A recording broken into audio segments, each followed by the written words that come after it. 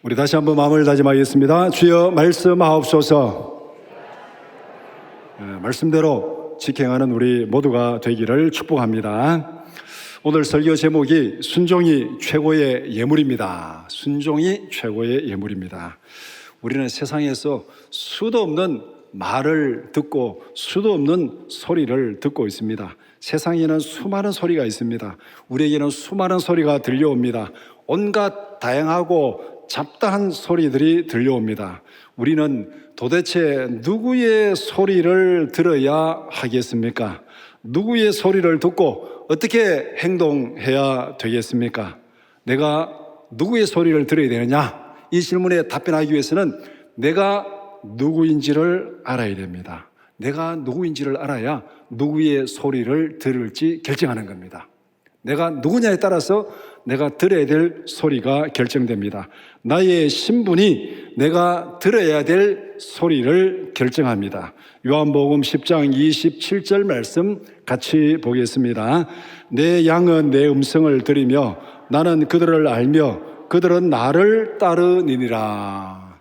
여러분은 누구의 소리를 듣고 이 시간 예배 자리로 나왔습니까? 하나님의 소리를 듣고 하나님의 말씀을 따라서 지금 예배 자리로 나왔습니다. 그런데 이 땅에는 하나님의 말씀을 듣지 못하는 사람들이 있습니다. 하나님의 말씀이 들리지 않는 사람들이 있습니다. 하나님의 말씀을 인정도 하지 않는 사람들이 있습니다.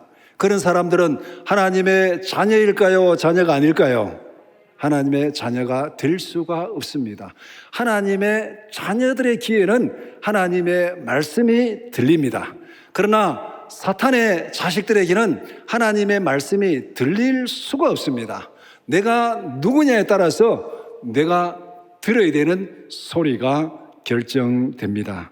세상의 수많은 소리 중에서 나는 누구의 소리를 듣고 있습니까? 내가 듣는 것이 내가 누구인지를 결정합니다. 하나님의 말씀을 듣고 하나님의 말씀을 따라가면 하나님의 자녀일 것이고, 사탄의 얘기를 듣고 사탄의 말을 따라가면 사탄의 자식입니다. 내가 무엇을 듣느냐가 나의 신분을 결정합니다. 오늘 함께 읽은 말씀은 자신이 듣는 것이 자신의 운명을 결정하는 중요한 사건을 우리에게 말씀하고 있습니다. 오늘 이 말씀의 사건을 보면서 사울이 이렇게 왕이 되었구나, 사울이 이렇게 왕에서 쫓겨났구나, 그것은 중요하지 않습니다. 사울이 무엇을 듣다가 이렇게 망했고, 하나님 앞에서 망하지 않고 은혜를 누리려면 무엇을 들어야 되는지, 그것을 우리가 오늘 이 말씀을 통해서 깨닫고 판단하고 순종하면 되는 겁니다. 무엇을 들으면 망하고 무엇을 들으면 은혜를 누리는지 오늘 말씀은 우리에게 그것을 말씀하고 있습니다. 사무엘상 15장 10절에서 23절을 두 부분으로 나눠서 함께 살펴보고자 합니다. 첫 번째는 사울을 찾아간 사무엘 10절에서 15절, 두 번째는 심판을 선포하는 사무엘 16절에서 23절입니다. 먼저 10절에서 15절은 사무엘이 사울의 실상을 파악하는 말씀입니다. 첫 번째, 사무엘은 하나님의 말씀을 듣고 근심에 빠졌습니다. 온 밤을 여호와께 슬퍼하며 탄식하며 부르짖었습니다. 도대체 사무엘은 무엇을 들었길래 그렇게 슬퍼하며 그렇게 하나님께 부르짖었습니까? 오늘 본문 11절에서 사무엘은 하나님으로부터 충격적인 말씀을 들었습니다. 내가 사울을 왕으로 세웠다. 그런데 내가 사울을 왕으로 세운 것을 후회한다. 내가 사울을 왕으로 세운 것을 너무나도 슬퍼하고 있다. 하나님의 슬픔을 사무엘에게 얘기했습니다. 그 이유가 무엇입니까? 왜 하나님이 슬퍼하고 왜 하나님이 탄식하고 있습니까? 사울이 내 말을 무시하고 나를 따르지 않는다. 그가 내 명령을 행하지 않는다. 내가 사울을 왕으로 세웠는데 그가 내 말을 듣지 않고 내 명령을 따르지 않고 내 말을 무시하고 자기 마음대로 행동하고 있다. 그래서 내가 지금 너무 슬프다. 이렇게 지금 하나님께서 사무엘에게 말씀했습니다. 이스라엘의 왕은 어떤 존재입니까? 이스라엘의 왕은 하나님의 뜻을 실행하는 하나님의 대리자입니다. 대리자로 세움을 받은 왕이 하나님의 뜻을 무시하고 있습니다. 그렇게 되면은 하나님은 그런 대리자를 세울 필요가 있겠습니까? 없겠습니까? 하나님의 뜻을 무시하는 대리자는 필요가 없습니다. 이것이 사울을 왕으로 세운 하나님의 슬픔입니다. 이 시간 이 본문에서 하나님의 마음이 어떤 마음인가? 쉽게 예를 들면 이렇게 예를 들 수 있습니다. 여러분들이 사업을 하는데 매장이 만 2개, 3개 있다고 가정을 합시다. 매장이 하나면은 내가 가지고 관리하고 뭐 사장이 관리하면 되는데 매장이 2개, 3개 있습니다. 그러면은 내가 관리를 다 하지 못하잖아요. 그러면 그게 흔히 말하는 점장 또는 매니저를 둬가지고 그 매장을 관리하게 해야 됩니다. 그래서 점장이 되려면 매니저가 되려면 교육을 받아야 돼요. 제가 보니까 몇 달 교육을 받더라고요. 가지고 손님의 응대는 어떻게 하고 그 다음에 이 뭐 음식은 어떻게 만들고 물건은 어떻게 하고 그 다음에 서비스는 어떻게 하고 뭐 여러 가지 그 프랜차이즈 업체에서 내리는 그 지침, 경영 지침이 다 있습니다. 그것을 잘 배우고 그대로 잘 실행을 해야 됩니다. 그런데 지금 사울은 하나님께서 매니저로, 대리자로, 점장으로 세웠는데 하나님의 명령을 따르지 않고 자기 마음대로 하고 있습니다. 자기 마음대로. 쉽게 말하면은 이 지금 프랜차이즈 음식 매니저가 자기 마음대로 재료 구입해오고 그 다음에 요리를 음식을 만들도 막 그냥 레시피 따르지 않고 자기 마음대로 그냥 이렇게 양념 더 넣고 덜 넣고 해가지고 만들고 그 다음에 또 이렇게 손님이 뭐라 하면은 막 신경질 내버리고 막 그냥 쌓아버리고 막 그렇게 지금 이 매장을 관리하고 있습니다. 이렇게 매장을 관리한다는 소문이 사장에게 들렸습니다. 그러면은 사장의 마음이 어떨까요? 내가 믿고 맡겼는데 이럴 수가. 사람 뒤통수 쳐도 이렇게 뒤통수 칠 수 있느냐? 탄식하며 슬퍼하겠죠. 지금 하나님의 마음이 바로 그와 같다는 것입니다. 사무엘은 하나님의 슬픔을 듣고 밤새 부르짖었습니다. 하나님의 슬픔이 사무엘의 슬픔입니다. 하나님의 슬픔이 사무엘의 슬픔이에요. 그런데 오늘 본문에 보면은 하나님이 슬퍼하고 사무엘은 슬퍼하는데 사울은 기뻐서 지금 어쩔 줄 모르고 있습니다. 이거 뭔가 지금 잘못된 거잖아요. 하나님의 슬픔이 우리의 슬픔이 되고 하나님의 기쁨이 우리의 기쁨이 되기를 축복합니다. 이게 진짜 하나님과 동행하는 사람, 하나님의 자녀인 것입니다. 하나님의 슬픔이 우리의 슬픔이 되고 하나님의 기쁨이 우리의 기쁨이 될 때 내가 진짜 하나님의 자녀고 하나님과 한 마음이고 하나님과 동행하는 하나님의 백성입니다. 두 번째, 사무엘은 슬픈 마음으로 사울을 찾아갔습니다. 밤새도록 슬퍼하고 부르짖다가 도대체 사울이 어떻게 행동하길래 하나님이 이렇게 슬퍼하고 있는가? 그래서 사울의 실상을 보기 위해서 사무엘이 사울을 찾아갔습니다. 그런데 사울은 하나님의 마음을 전혀 모르고 있었습니다. 사울은 승리의 기쁨을 만끽하고 있었습니다. 사무엘을 만난 사울은 너무나도 즐겁고 너무나도 당당하게 행동하고 말하고 있습니다. 사울은 갈멜에 가서 승전 기념비를 세웠습니다. 그리고 사무엘을 만나자 하나님의 명령을 다 행했다고 당당하게 말하고 있습니다. 오늘 12절 13절 말씀을 이렇게 보면서 여기에서 느껴지는 사울의 마음, 그것이 어떤 것이겠습니까? 그는 승리해가지고 기쁘고 즐겁다고 자기를 위해서 기념비를 세우고 또 사무엘이 왔는데 내가 하나님의 말씀대로 다 했습니다. 나는 당당합니다 하고 막 지금 막 자기를 자랑하고 막 기쁨이 넘쳐서 막 주체할 줄을 모르고 있는 거예요. 이게 지금 사울의 마음입니다. 어떻게 하나님과 사울의 생각이 이렇게 다를 수가 있습니까? 하나님은 사울을 왕으로 세운 것을 슬퍼하고 탄식하고 있다 그러고 그 말을 들은 사무엘도 밤새도록 탄식했는데 어떻게 사울만 기쁨에 넘쳐가지고 지금 막 기쁨을 주체하지 못하고 지금 사무엘에게도 지금 기쁨을 자랑하고 이렇게 하고 있습니까? 이게 뭔가 잘못해도 한참 잘못된 거잖아요, 이게. 도대체 하나님과 사울 사이에 어떤 일이 있었길래 이런 일이 일어날 수 있는가? 사무엘상 15장 3절 말씀 하나님의 명령입니다. 같이 보겠습니다.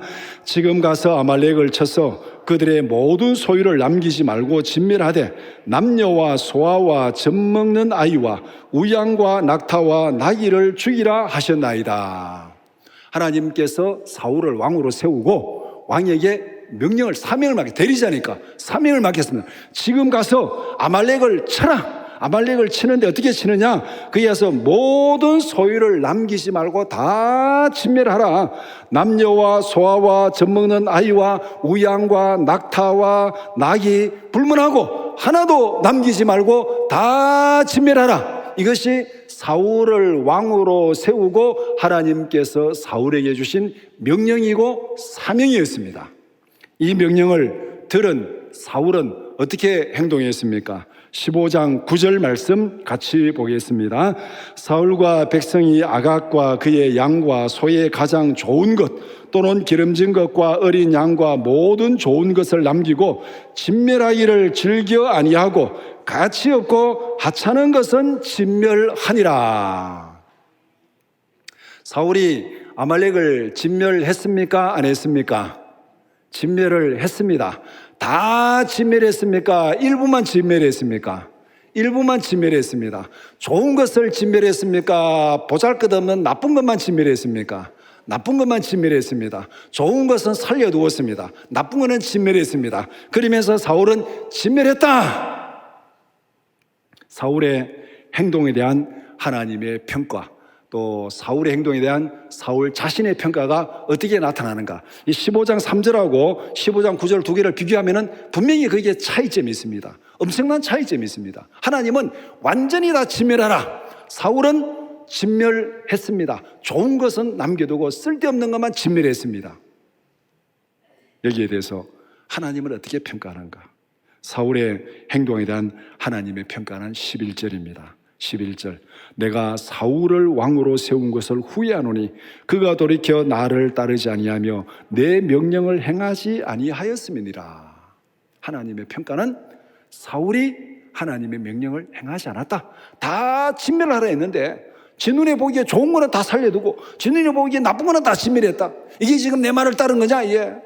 내가 사울을 왕으로 세운 걸 너무너무 후회하고 너무너무 탄식하고 너무너무 슬퍼한다. 이렇게 하나님이 사울의 행동에 평가를 했습니다. 그런데 사울은 자기 자신의 행동에 대해서 어떻게 평가하고 있습니까? 13절이 사울이 행한 자기 행동에 대한 자신의 평가입니다. 사무엘이 사울에 이른즉 사울이 그에게 이르되 원하건대 당신은 여호와께 복을 받으소서. 내가 여호와의 명령을 행하였나이다.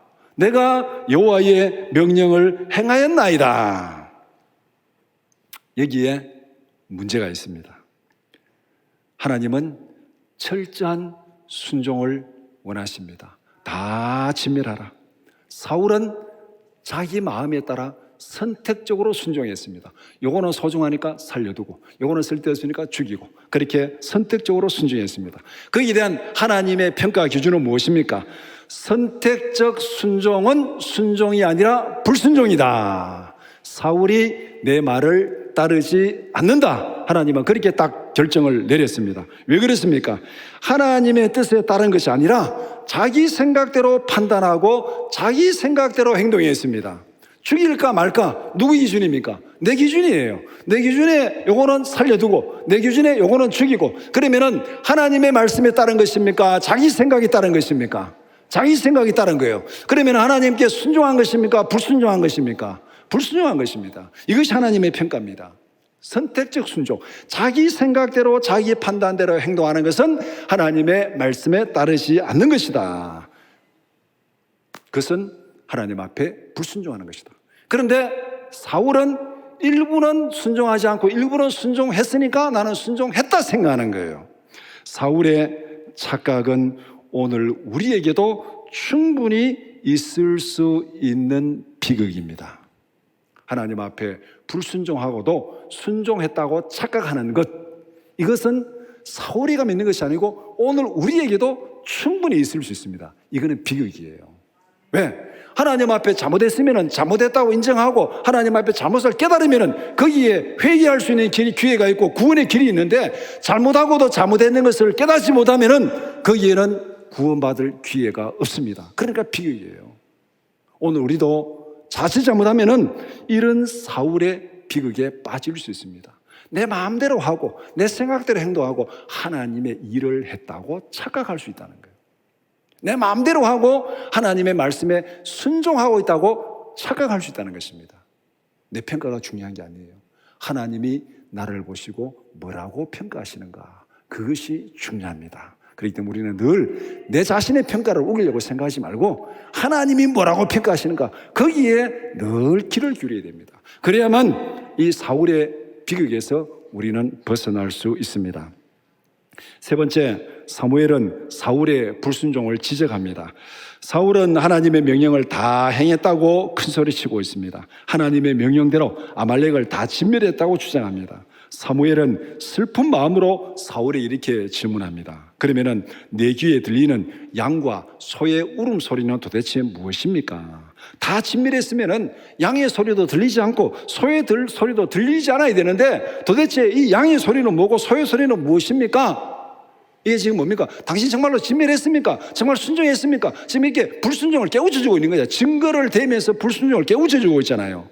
그럼에도 불구하고 사울은 여전히 문제의 심각성을 깨닫지 못하고 있습니다. 아, 그거는 백성들이 끌고 온 것입니다. 그거 백성들이 끌고 온 것입니다. 그리고 그것도 백성들이 하나님 앞에 제사하려고 좋은 거 끌고 온 것입니다. 그러니까 하나님께서 그거 얼마나 기뻐하겠습니까? 천지를 모르고 있는 거죠. 사울은 하나님의 명령에 불순종했다고 생각하지 않고 있습니다. 백성들이 끌고 왔고 그것도 좋은 의도에서 제사하려고 끌고 왔으니까 그게 뭐 불순종입니까? 그럼 우리가 잘한 거 아닙니까? 하나님의 뜻과는 엉뚱한 소리를 하고 있습니다. 사무엘은 사울에 대한 하나님의 평가를 실제로 확인했습니다. 11절에서 하나님께서 사울을 왕으로 세운 거 후회한 거, 내 말을 듣지 않고 내 말을 따르지 않는다는 그 하나님의 평가가 어떤 것인지를 사무엘은 사울의 행동을 보고 답변을 보고 실상을 정확하게 보았습니다. 사울은 자신의 불순종을 전혀 깨닫지 못하고 있습니다. 잘못하고서도 무엇을 잘못했는지도 모르고 있습니다. 오히려 잘못을 범하고도 잘했다고 착각하고 있습니다. 하나님의 의도는 무시하고 자기 마음대로 생각하고 자기 마음대로 행동하고, 그렇게 하고서도 나는 하나님의 뜻을 다 행했다, 자기 생각대로 하고서 하나님의 뜻대로 했다고 착각하는 이 사울의 모습, 이것은 한마디로 구제불능입니다. 사울의 비극은 바로 여기에 있습니다. 어쩌면 이것이 우리의 비극이 될 수도 있습니다. 우리는 여기에서 벗어나야 돼요. 이 비극에서 벗어나야 돼요. 내 생각대로 하고 내 뜻대로 하고 하나님 뜻대로 했다고 착각하는 여기에서 벗어나지 않으면 우리도 사울의 비극에서 벗어날 수가 없습니다. 이것이 사울을 찾아가서 확인한 사울의 실상입니다. 사무엘이 밤새도록 슬퍼하고 찾아가가지고 사울을 보니까 하나님의 평가가 틀리지 않았다. 하나님이 왜 슬퍼하는지, 하나님이 왜 탄식하는지 사울도 보고 어이가 없는, 사무엘도 보고 어이가 없는 사울의 실상을 보았습니다. 다음으로 16절에서 23절은 불순종한 사울에 대한 심판이 선포되는 말씀입니다.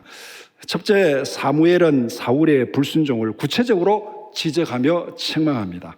완곡하게 얘기해서는 사울이 알아듣지를 못합니다. 사무엘은 사울을 왕으로 세운 의도와 목적이 무엇인지를 다시 한번 확인시켜 줍니다.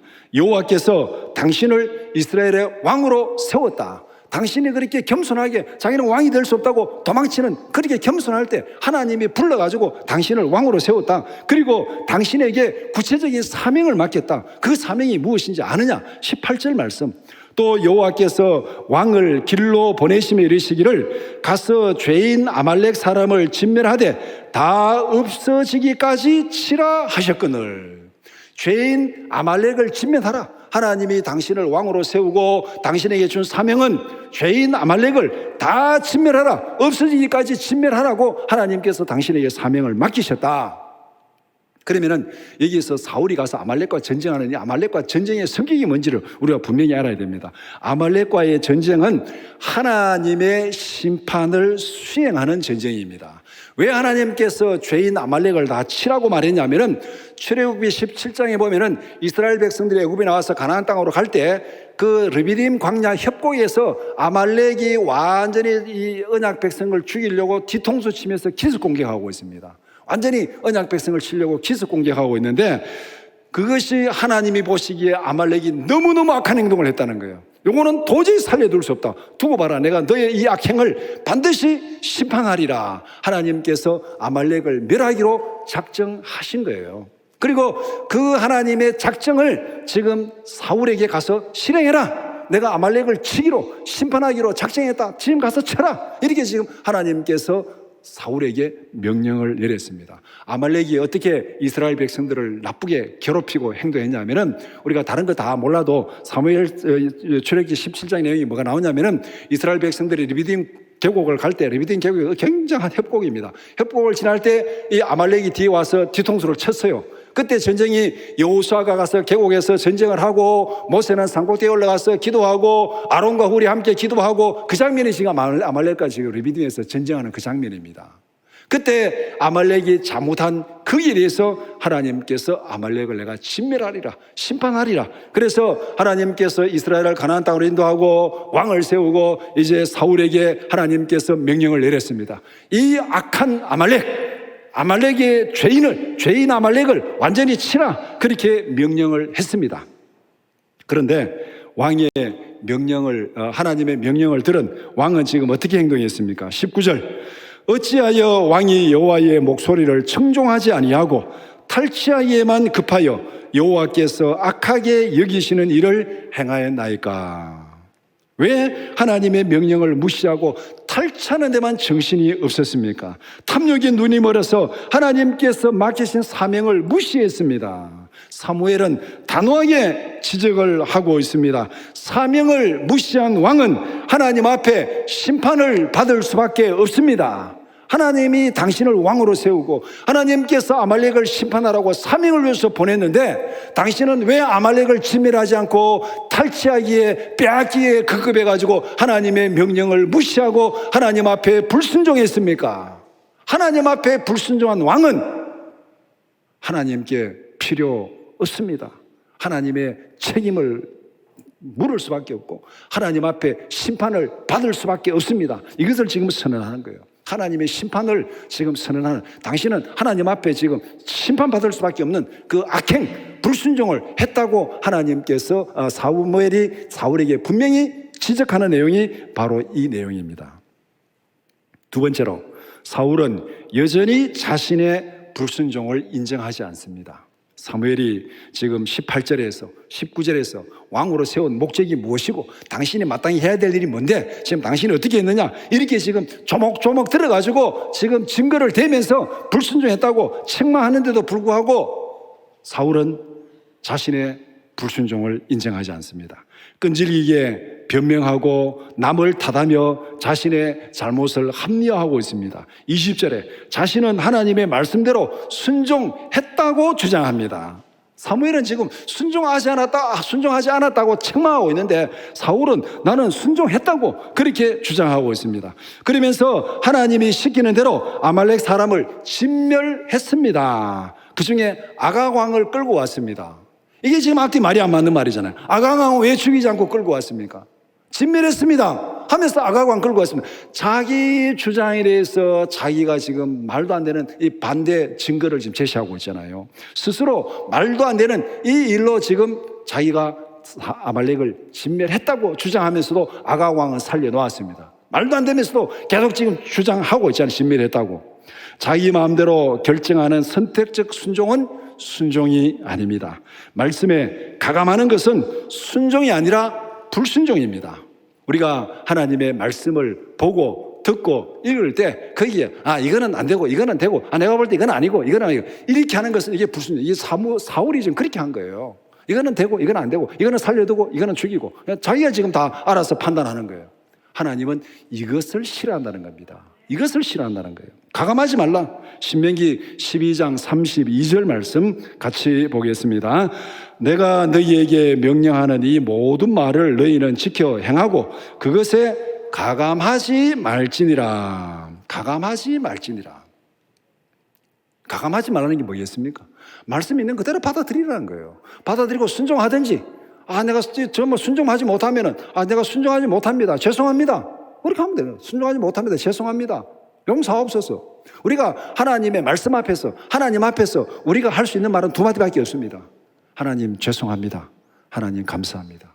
이 말밖에 없어요. 그게 토를 달면 안 돼요. 말씀에 더하고 덜하고, 이러면 되겠습니까? 이건 오늘 안 맞습니다. 토 달면 안 돼요. 토 달면. 내가 순종 못하겠거든. 하나님 죄송합니다. 하나님 죄송합니다. 용서하옵소서. 하나님의 말씀 은혜가 내 임하거든. 하나님 감사합니다. 이 두 말밖에 없어요. 거기에 뭐 다른 토 달면은 그거는 매를 자초하는 겁니다. 매를 자초하는 거. 하나님 앞에서 잘못했으면은 잘못했다 그러고, 하나님 앞에서 감사할 일 있으면 감사하다 그러고, 이 두 말밖에 없어요. 가감하는 것은 매를 자초하는 것입니다. 뿐만 아니라 자신의 불순종을 백성들의 탓으로 돌리고 있습니다. 21절에 나는 양과 소를 끌어올 생각이 없었습니다. 다만 백성들이 그렇게 끌고 왔습니다. 그것도 당신의 하나님께 제사라고 끌고 왔습니다. 자신의 불순종을 인정하지 않고 구질구질하게 변명하고 있고 구질구질하게 남을 탓하고 있습니다. 남을 탓하고 변명하는 것은 더 악한 불순종입니다. 남을 탓하고 변명한다고 불순종이 사라지지 않습니다. 변명하기 전에 하나님의 용서를 구하는 것이 훨씬 더 빠른 길인 줄 믿습니다. 이쯤 되면은, 이미 18절, 19절 딱 지적하면은, 여기에 사울이 딱 깨달아야 돼요. 이거는 지금 변명할 문제가 아니다. 딱 무릎 꿇고 잘못했습니다. 살려주세요. 그랬다면은 사울의 운명은 달라졌을 것입니다. 그랬다면. 그런데 끝까지 나는 잘못한 것이 없습니다. 나는 잘했습니다. 백성들이 그랬습니다. 그것도 살려둔 것도 제사하려고 하지 않았습니까? 뭐가 잘못됐습니까? 끝까지 이렇게 하나님 앞에서 변명하고 탓하고 자기를 우기고 있습니다. 탓한다고 변명한다고 불순종이 사라지지 않습니다. 변명하기 전에 먼저 하나님의 용서를 구하는 우리 모두가 되기를 축복합니다. 세 번째, 사울은 회개할 기회를 끝까지 걷어찼습니다. 14절에서 사무엘이 사울에게 1차 경고를 했습니다. 사울은 백성을 탓하면서 자신의 불순종을 인정하지 않았습니다. 19절에서 사무엘이 사울에게 2차 경고를 했습니다. 사울은 여전히 백성들을 탓하면서 자신의 잘못을 인정하지 않았습니다. 이제 사무엘은 사울에게 최종 심판을 선포합니다. 사울의 완악한 변명에 대한 하나님의 심판을 선포합니다. 하나님의 심판은 두 문장으로 정리할 수 있습니다. 두 문장으로. 첫째, 순종이 제사보다 낫습니다. 제사를 핑계로 양을 잡아오고 소를 살려두었다고 웃기는 소리 하지 마라. 하나님은 그런 제사를 기뻐하지 않는다. 불순종으로 드리는 제사는 제사가 아니라 우상숭배다. 이것이 하나님의 선포입니다. 사울이 뭘로 변명합니까? 제사하려고. 하나님을 위해서 제사하려고. 그러니까 하나님의 선포가 뭡니까? 그런 제사 필요 없다. 그런 제사 필요 없다. 내 말에 순종하는 것이 제사보다 훨씬 낫다. 이런저런 핑계대고 불순종으로 제사 드리는 것은 제사가 아니라 그것은 우상숭배다. 우상숭배다 지금. 여기에 다른 이유가 뭐가 있습니까? 하나님의 심판. 첫 번째, 순종이 제사보다 낫다. 두 번째, 왕이 여호와의 말씀을 버렸으므로 하나님도 왕을 버렸다. 이게 결정적인 선포입니다. 왕이 여호와의 말씀을 버렸으므로 하나님도 왕을 버렸다. 하나님의 말씀을 무시하는 왕은 더 이상 필요 없습니다. 사울은 하나님의 대리자로서 사명을 망각했습니다. 하나님은 사울을 대리자의 자리에서 그대로 둘 이유가 없었습니다. 이것이 사울에게 내려진 하나님의 심판입니다. 사울이 왜 버림을 받았습니까?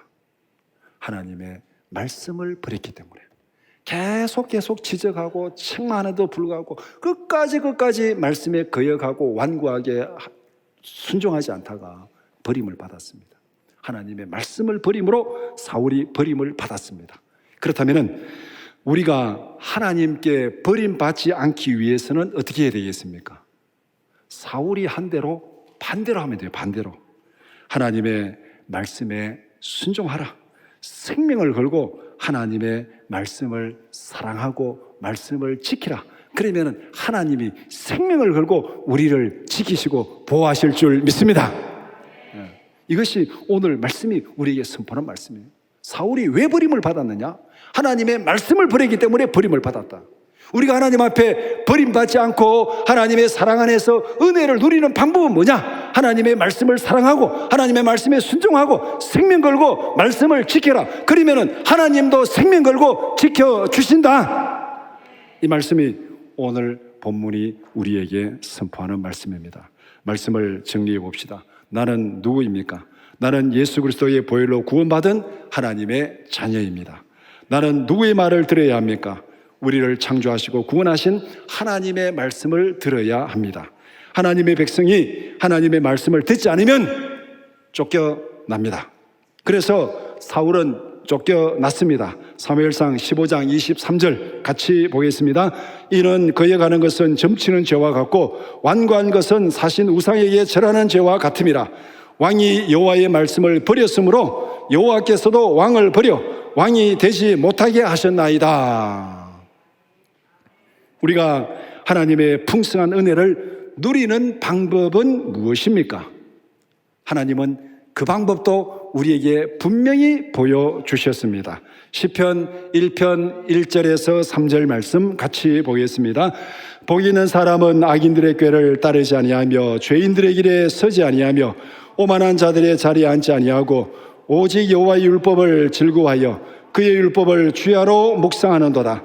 그는 시냇가에 심은 나무가 채를 따라 열매를 맺으며 그 잎사귀가 마르지 아니함 같으니 그가 하는 모든 일이 다 형통하리로다.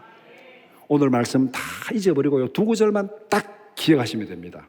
사무엘상 15장 23절 말씀. 왕이 여호와의 말씀을 버렸으므로 여호와께서도 왕을 버려 왕이 되지 못하게 하셨나이다. 말씀을 버리면 하나님도 버리신다. 두 번째, 시편 1편 1절에서 3절. 복 있는 사람은 주야로 하나님의 말씀을 사랑하고 그것을 묵상하는 자다. 그러면은 하나님께서 시냇가에 심은 나무처럼 생명의 풍성한 은혜를 주신다. 하나님이 주신 행동 원칙은 간단합니다. 첫 번째, 내가 하나님의 말씀을 무시하고 버리면 하나님도 나를 무시하고 버린다. 아멘. 두 번째, 내가 하나님의 말씀을 사랑하면 하나님도 나를 사랑하시고 은혜를 베푸신다. 아멘. 여기는 더 큰 소리로 하면 아멘. 모세가 이스라엘 백성들을 양쪽에 이 그리심산과 에발산에 세워놓고 저주를 선포하면은 에발산 사람들이 아멘하고 축복을 선포하면은 그리심 사람들이 아멘하고 그대로 되리라고 하나님 앞에 아멘하는 거죠. 아멘하는 건 뭡니까? 우리가 말씀에 내 마음을 담아서 하나님 앞에 드리는 거예요. 말씀을 들을 때 그 말씀에 내 마음을 담아서 하나님 앞에 드리는 게 아멘입니다. 아멘. 그러면은 하나님께서 우리에게 주신 행동 원칙 간단하잖아요. 내가 하나님의 말씀을 무시하고 버리면 하나님도 나를 무시하고 버린다. 내가 하나님의 말씀을 사랑하면 하나님도 나를 사랑하시고 은혜를 베푸신다. 이 원칙에 따라서 밤낮 하나님의 말씀을 사랑함으로써 시냇가에 심은 나무처럼 생명의 풍성함을 누리며 살아가는 우리 모두가 되기를 주님의 이름으로 축원합니다.